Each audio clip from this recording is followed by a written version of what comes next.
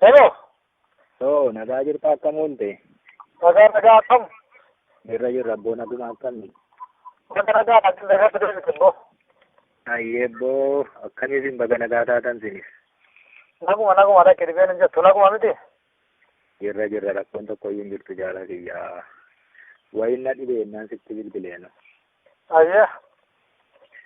Mee waanii kana dura sii hime sana akkas goona jedhee jaalganneef barreessee ture jetta.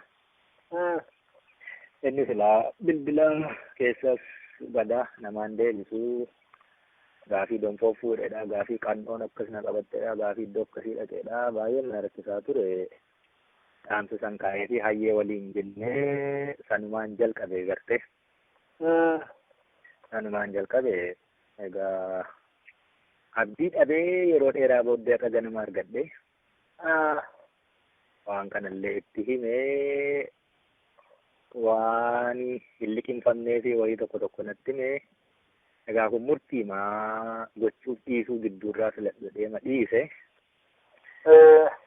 Amma gammeen naa gammeen bilbilee an beeki waan suni naan liqinfamneedhe wanni kun meennaan iddoo wanta akkasitti jirtu ayyaa maali fiidhaamee beeki walii galleetu jiraachuu dhabuu gidduurraa kanarra ga'e jennaan ayyaa jette wanni kun afaaniin illee dubbannee waliin haallu barreeffamaan qabaa jedhe naan lakki waanaan galle jira naan jedhe wanni akkam waan siin gallennaanii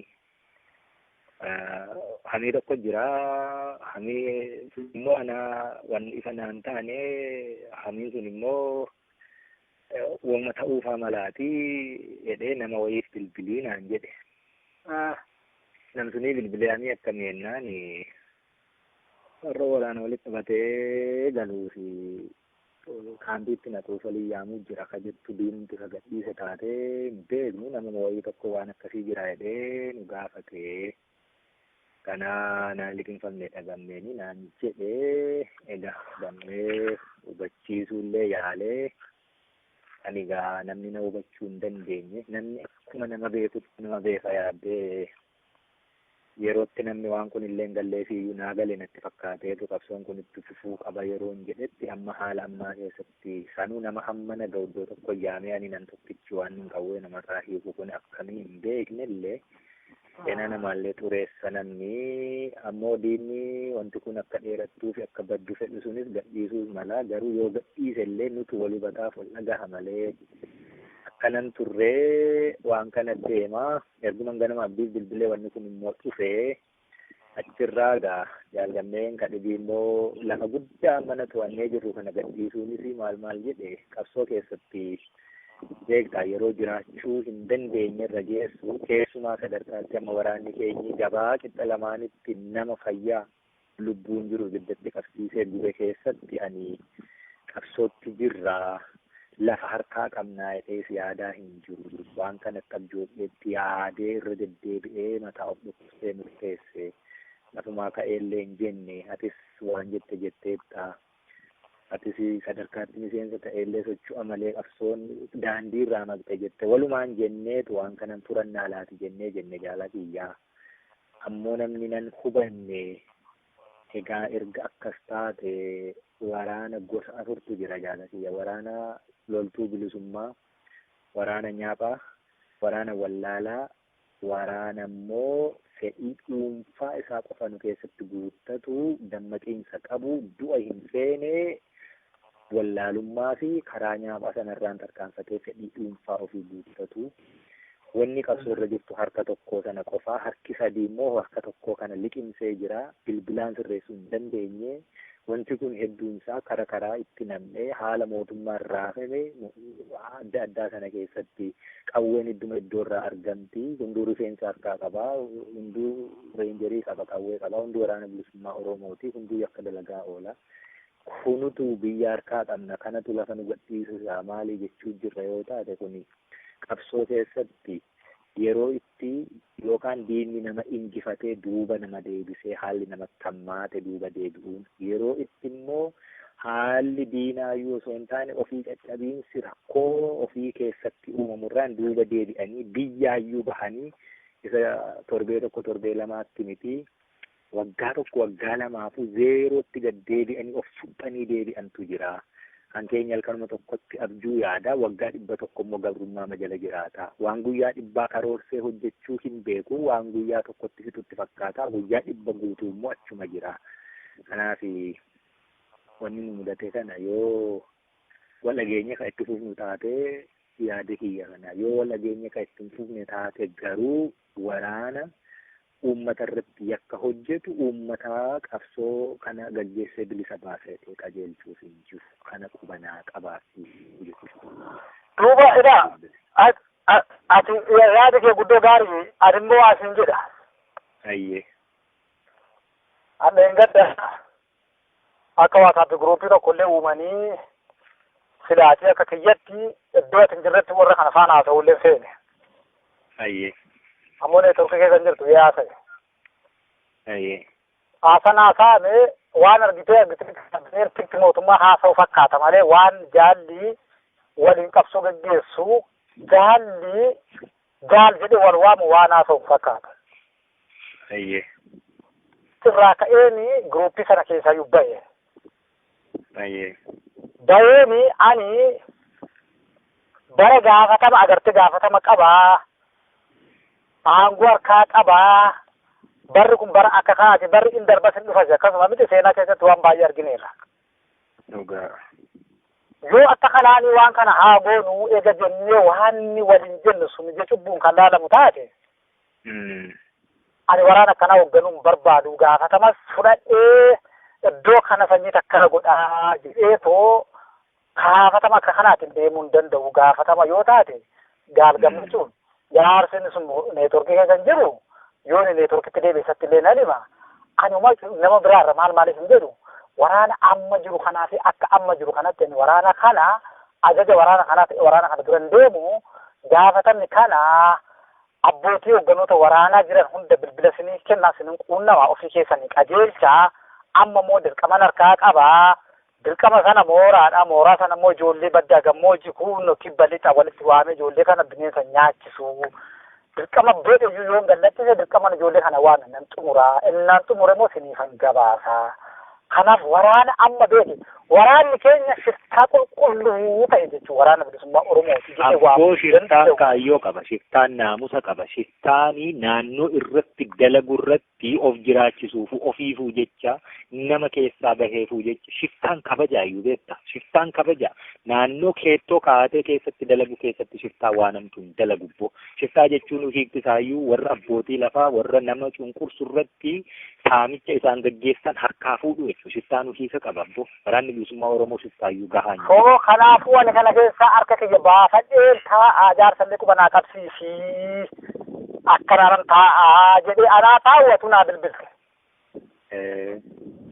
Haasaa bilbila kee irratti ani mormii tokkollee hin qabu gaaf sanallee sitti meera. Garuu waan asitti himuudhaaf ka'u yaada kiyya jechuudha. Yaadi cubbuun qabu miti. Cubbuun qabu yaadi cubbuun qabu. Yaada kiyya yaada kiyya yaadinanii otoo akkas ta'e irra moor fooyyaadhaa kanan jedhe dirqama fudhachuun akkuma ta'etti ta'ee waraana amma jiru kana walitti harree deemsa karaa laaluu dandeessaa nyaata karaa laaluu dandeessaa dhibeelee garaa garaa namni wal qixa deemu lafti immoo gama akka ta'e silaa hin beektaa kana hundi walitti harree fiduurra sadarkaa abbootii muraasaa fittaan abbaatii muraasaa irraa kaafne qondaalota waraana bilisummaa Oromoo hundisaa buqqa'ee walitti yoo dhufne murtii fudhachuu barbaannu fi tarkaanfii fudhachuu barbaannu sana hunda ga'umsaan ni raawwannaa otoo akkana ta'e immoo irra fooyyaadha irra wayyaa qabaa. Ka jedhu sana silaatii yaada kiyya kana ammallee beeki eenyu abbaan seenaa bilbila yoo akka tasaa argite mee jaarsinaaf haa bilbiluu jedhe kanan si barbaadee fi yaaduma kana kennachuudhaafanii jechuudha irra caalaa. Isa kanarra inni kun otoo ta'e irra fooyyaadha. Latti immoo ajaja jennaani waraana ajaja fudhatee afaana deemu hunda buqqisee bakka ajaja waraanni bilisummaa bakka hoogganni tajaajila ajajee dhufee gaafatama sin fedhu waanan gabaafadhus waanan dubbadhus jira yoo taate teessisee fi si fuuldura dhaabbadhee waanan jechuu qabuu fi gaafatama fedhu yoo ta'e si fuuldura dhaabbadhee gaafatama kana fedhu nama bakka kana bu'ee hojjetu nama itti tolchi Siin jechuun moor seenaadhaafis irra anaaf bareedaa jechuudha. Alaala dhaabbanne dubbachuurra. Amma waa tokkoon sitti hima. Jaala kiyya waan tokkoon sitti hima. Waraanni bilisummaa Oromoo har'a jiru kuni keessatti hogganoota gubbaarraa kaasee agada kanaatti seera kana fi barbaadu fudhatee kan isaaf hin taane dhiisee darbuutu dhufee jechuudha amma gabaabaa. Qabsoo filattee gaggeessitutu dhufe. Filatee jechuun fakkeenyaaf amma seera iddoo isaa taatu hin fudhata filatee. Iddoo isaan taane iddoo isaan biqilchine immoo hin bide fakkeenya yeroo darbe kenna barana inni adeemsa koottaa ajaja hin deemna garga kana deemna jennaan hin deemnu jedhan. Eengaddas waan haasa'ame sitti haasa'uun barbaadu jechuudha waan haasa'ame jechuudha. Cubbuu yeroo tokko dhalli namaa cubbuullee sodaata. So ana akka kanaa kana ani jaalli kun akkana ta'e jedhee iddoo ijoolleen meeshaa dhiiga dhangalaaftee lafee cabsitee har'a haalli fi raamma ejjatti jaallalaa iddoon jiru kanatti jaala irrattis waan ta'e haasa'urra afaan kiyya adabadhee callisee tan akka waraana bilisummaa Oromoo akka nama tokkotti qabsoo gaggeessa abbaachi tolchaa. Jedhee kana kanaan jedheef immoo waraana bilisummaa Oromootu waraanummaa gallakkisee sassakka waraana gallakkisee akkuma baamtuyyuu akaakuun isaa waliin wallaale. Nama najajee nama dhiisu waliin wallaale. Gocha uummata irratti dalagamu beek uummanni Oromoo jiruuf jireenya keessa hin jiru keessatti Oromoo giddu galeessa amma jiru kuni inni aduunaa jiruu fi inni jidaa jiru. Sirna himuun dandeessu himuun rakkisaa jechuudha. Amma dheengadda waraanumti sarara isaa eeggatee qaxana naasochoo bakka itti yakki ilaalagame abbaa itti tolchaa jennaani waraanni bilisummaa Oromoo as yoo barbaade gundiyaa dhaqu maaliif dhooftaa adeemuu jedhan. Deemni kun immoo iddoo waraanni iddoo kana jirutti waraanni tokko darbee ka deemu immoo maal argine saamichaaf deemaa hannaaf deemaa nadheen nama gudeedha dubartiin hin haftu haati isaa hin haftu akkittiin jedhe dubbadhu hin qabu waanan jedhu hin qabu uummanni Oromoo biyya keessa biyya alaa maaloo ilmaan beeku dubartuma sin dhalee Oromoo irra dhalattanii gudeeduma boo Oromootu dha'ee gadda dubartii Oromootu dha'ee sin dhalee jedhee akkamittiin yaada dhiyeessaa jira yoo ati waa tokko dubbatte namni si dhaga'u hin jiru. So kana ani ammallee kanas hin jedhu amma murtaati fudhattee deemaa waraana hunda buqqisaati yoo teessellee murtoo kana deemu buqqiseen deema nama hindinaan jedhu silaafuu waan godhu hin qabu ammoo yaada kiyyammoo otoo waraana guutuurra sadarkaa muraasaa fi taantota abbootii muraasaarraa kaasee qondaaleen sadarkaa olaanaa jiran guutuu finfinnee gadi iddoo tokkotti bakka beellamannee wal arginee waan kana sirreeffannee anaaf gammachuun kiyya daangaan kanuma siin jedhaa waan ati jette immoo ajajaa hin fudhadhaa jechuudha. Isa kana jaalsanni baay'ee itti yaade beekta. Baay'ee irra deddeebi'ee itti yaade sanarra gahe. Isaati amma jettus yaadeedha. Otoo kun ta'e immoo akkasitti wal dhufnee ni murtaa'aa qabu. Waa filmaati ammati jettee kun osoo hojiitti hiikne immoo ni furamaa ka'e. Hin furamu. Akka inni itti hin furanne beekta gaa. Bilbilli keenyi yeroo hedduu rakkoon bilbilaan mudates kana waan akkitti walii ibsan dhibuu hedduutu jira. Kanarraa ka'eenanii kophaallee murteessine jaalgamneetiin mari'atte waan kana. Wanti kun waan nu rakkisu tokkollee hin jiru. Deemsa sanaa jetturraa kahatee turtiin keenyi guyyaa 3 haga 4 keessatti sirreessuun hin danda'a. Calaluutu immoo nurra jira. Miseensi rakkoo qabu suni ammas calalamuu hin danda'u yoo keessaa calalnee baafanne malee. Ani waa hedduu harkaa qaba. Nyaafi fayyaan isaa nu keessa jiru nyaapha sana sanyi nyaapha abaluu si bira jira yoon jedhe ati hin to'annetu akkasittiin ijaarsichi bal'ate nyaapi ani nyaapha siin jedhu si biratti fira. Waan akkasiin nu keessa jira abbo. Kanaa akkitti sirratti dhibe jennaan waraanni kun qabsoottuu jirra jennee diinni kana fedha qabsoon akka dheeratu otoo ofiisaa lolee nun injifatiin uummati akka nuuf qotachuu hin danda'u aramachuu hin danda'u amma mootummaan ofiisaa waraanni isaa beeki uummata harka qabatee nagaa bultanii fayyaa ooltanii jechaa yerootti deemutti nuti immoo ammati jettu gudeeda Oromoo irraa dhalattanii sadarkaa hidhannutti yakki nuti dalagne sun uummati bor nu loluuf deema. Qabsoon hundeensaa koddaa harkaan qabnu, eelee harkaan qabnu, galaa dugdarraa hin qabnu. Galaan keenya, eeleen, koddaan, wanni nyaannu dhugnu hundumsaa uummata harka jira. Kana yoo nurraa kutatee nu injifachuu danda'a. Eeboof gaachana hin barbaadiin. Bajanni waraana bilisummaa Oromoo 60 kan dhiisi nama 10 yoo akka dhaabaattiin baasee qabsoo gaggeessa jette ji'a tokko bajatattiin kana gaggeessu hin qabnu. Bajata akka duriitti nu deebisanii diyaaspooraan buusee ittiin qabsoon hin baddu galman geessu rarraatee biizinasii taatee jiraattu sana waan akkasii umurii kiyya keessatti fixuu hin barbaadu jechuudha. Hanga umurii kiyya walakkaa keessatti dabarseera. Umurii kiyya fixxeetu qabsoon galma geessitoo ta'e haa ta'u umurii kiyya fixxee galman geessu umurii nama biraatti dabartii jechuudha, dhaloota biraatti dabartii. Isa akkasiis hin barbaadu. Yoo kun hin dandahamu ta'ee nan qaanessu ani. Sabaaf hin bahee sabaaf hin taane. Kanaafuu saba irratti gufuun ta'u nan lakkisaa jechuudha. Kanaaf murtiin kiyya isuma kana. Yaanni kiyya isuma kana. Kanuma irratti yoo walii gallee deemsi eegaluu qaba. Rooba dhufaa bishaantu guuta. 14 caalaa 7 caalaan deemamu yoo dheeraa ta'e. Kana booddee ji'a tokkoof 7 booddee seenaa biraa waan biraa lolli keenya sirriiti. Istiraateejii biraa barbaadu nu gaafata. Waan ittiin galmaan geenyu yoo kun hin taane garuu isuman siin jedhe jaalakiyya. Kan seenaa xureessuun barbaadu sabatti gufuu ta'e taa'uun barbaadu dadhabe injifatamuun ni jira ni injifatame kannarra fooyya'ee qajeelchu Oromoon akka isa qajeelchan haala har'aatiin isa deemsistu osoo hin taane akka bareen deemuu fedha akka bareetti galmaan gahachuu ni dandeenya yoo jedhe hangufuutti ta'uu hin barbaadu. Wanni anaan ala galmaan geessu jiraannaan ammaaf keessa dhaabbata. Kanaafiyyuu murtiin kiyya kanuma jaalaliyya. Sawa rakkoon hin jiru hagama kiyya yaada kan kiyyallee sii kenneera yoommoo akka kanatti inni deemna yoo taate ni gama kiyya akkai jennaan hin kaasa. Kanammoo egaa ani beeke dheengaddumayyuu jaalsanyi waan ulfaataa ta'e sochiin dandeenyetti nama godhaarraa kaafee sochii eegalaayyuu jedheera keessa deddeebi'an malee. Namni ani biraan hin geenye ture abdii qofaa ture. Bilbila balleeffatee haala adda addaan barbaadee irra ganama argadhe. Eddasiiti yaadni kun iyyuu kan dhufee tuttuqqaan akkasii kan dhufe malee ani namanitti mee hundumaa waan si rakkisuu fi hanga itti deebitutti karaarra taa'u karaarra makfadhu waan harkaa qabdu jaarmiyaa kootii hansa sanaatiin jedhi waraana bilisummaa Oromoo kan ta'e kan hidhatee socho'aa jiru.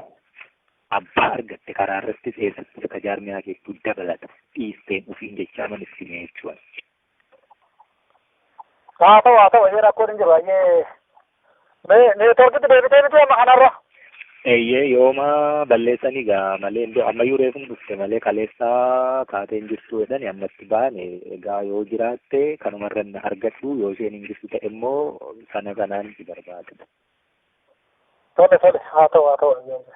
Ayye sana immoo silaa waa fiixaameen ture natti fakkaata. Silaa gammee bira ga'ee waan akka 10 wayii tokko biteen ture. Iddoo dhaqutti meen ture akkaataatti isinitti ergisaan beeku too nama qabaattanii inni taasisuun hin danda'amu gaama bilbila cufateera. Ani waan lafaa argannes waan dhabnee fidanne silaa sanas qabannee kan hunda bilbilaan namatti himuunis gaarii man ta'u malee hojiitti deemnan jedhanni garuu kaampiitti galfachuuf naan jechuu jira. Yoon kaampiitti galfadha ta'e maafan joora abboo namni garuu hanguma nama beektu ayyee.